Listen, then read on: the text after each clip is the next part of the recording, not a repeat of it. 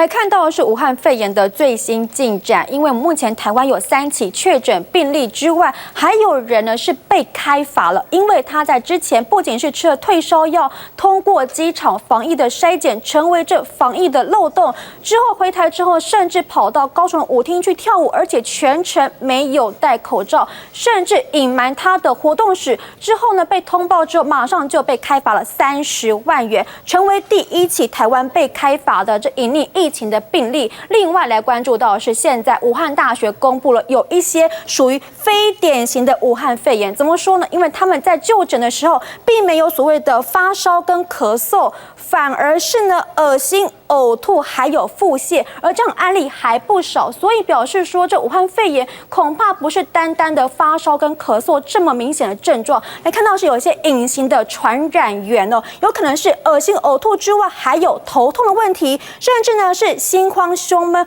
或者是结膜炎都很有可能。那根据台大医师表示呢，这武汉肺炎跟一般流感最大的差别有2大征兆。第一就是呢，武汉肺炎不会出现流鼻水，而且不会感染给小朋友。但是今天为止有最新的案例发生，就是有2岁小孩感染武汉肺炎，所以目前为止恐怕都不太能够掉以轻心。网上看新闻，请下载 TVBS App 或直接按订阅 TVBS 新闻频道。